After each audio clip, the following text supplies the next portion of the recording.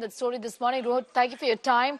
Give us a sense of what else is on the itinerary of the leader of the opposition. Of course, these statements hold a lot of significance, given that it's coming in from the leader of the opposition of India, criticizing the BJP and the RSS on foreign soil. Again, back home here in India, has obviously not gone down well here with the BJP. Well, thanks for having me. So yes, I was at both the events today where he spoke, and Sam Pitroda spoke as well. As you said, he attacked the existing government. He attacked Prime Minister Narendra Modi, RSS. Look, this is not the first time we've seen this from Rahul Gandhi. Whenever he travels abroad, he makes these statements. Some of them are allegations, some of them could be facts. But at the end of the day, I think there is a reason why he's in the U.S. And I spoke to people who are organizing this tour for Rahul Gandhi, and they've said, he's coming here as a leader of opposition. He wants to make sure that he can connect with the NRIs. Obviously, the NRIs are seen as somebody, having on your side reflects well in India. So I think that's the whole idea of having this tour. He was in Dallas today. He will be traveling to Washington D.C. for next 2 days. He's going to have another diaspora event tomorrow. After that, he has an event slated at the National Press Club, and then he's also going to be speaking at Georgetown University. I've also heard that he will be at a think tank. So we'll probably see some more of these, statements and some of these things that he already has started talking about. And look, one thing was pretty clear. He's coming across, and I spoke to a lot of people at that event. He's coming across as somebody who's very confident. He's somebody who's coming across as somebody who's owning the fact that he's the leader of opposition, and he also believes that everything and anything that he says, will be taken seriously. So I think that's that.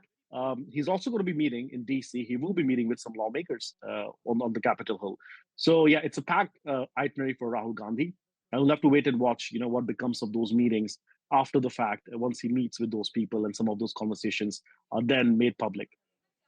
Also, Rohit, I want to ask you, given that whenever the Prime Minister is out of the country, he always engages, interacts with the diaspora. Is there anything planned to this effect as far as Gandhi's own trip is concerned?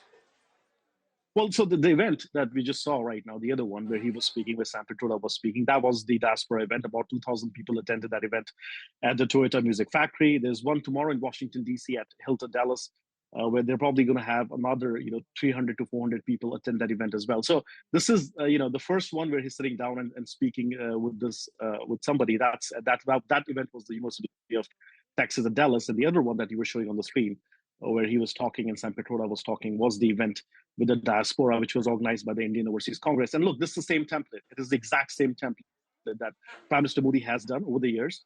So he's trying to interact and make new connections with with very influential people in the NRA community. Right. I'm going to thank you, Rohit, for getting in those details. Congress's Manikam Tagore joining us this morning, and BJP's Tom Vadakan also connecting with us. Thank you both for your time. First to you, Tom Vadakan, I'd like to get your response as far as these comments from Rahul Gandhi is concerned.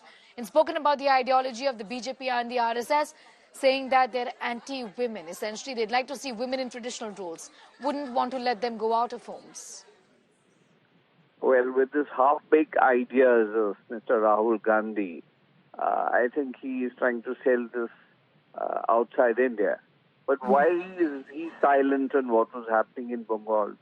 A doctor raped and killed, and he is silent over it. He is supposed to be a great apostle to support womanhood. And why is he silent? The whole state of West Bengal is burning, and he's silent on it. And he blames the RSS and BJP. With his half-baked knowledge about the RSS and the BJP, he goes all over the world trying to create an impression. But that doesn't sell, The ground reality, those who know India and know the RSS and the BJP know exactly where we stand on issues of women. Okay. And it is he who should stand up and stand on positions which he is not doing in India. Okay. He's going and spreading falsehood across the globe. That's his whole full-time business. Okay. He's also spoken, Manikam Tagore, about the fact that wealth has been given away or loans have been forgiven. Essentially, people who owed money to the country were forgiven. And this involves about 25 people, obviously referring to the businessmen that he's alleged, or the Congress has been alleging, are close to the government. Manikam Tagore, Tom Vadakan has also spoken about the fact that his silence on Bengal as well should be looked into. We all know that Mr. Rahul Gandhi's views on Bengal. He has already expressed his views, and it is well known. Now we are speaking about he is in US to speak to the Indian diaspora and the Indian students there in the university. Where in that conversation, he has been very clear that there is two kind of ideas in India. One is an RSS idea, which believes in single one in everything, that one language, one religion, one dress code, one food. And there are multiple food, multiple religion, multiple beliefs, multiple cultures in India, that we celebrate that multiplicity of India. That thing is told. For RSS is an organization which always wants to create a divide, and they want to show supremacy of one religion, one food, one culture, one dress, one language. And India is a country which we should respect every other religion, every other beliefs, every other language, with every other food. And about the women role, if anybody can mention one RSS leader who is a woman. All right. We can't, because RSS is an organization which wants the woman to be in the kitchen of every Indian home. That's the RSS idea. All right.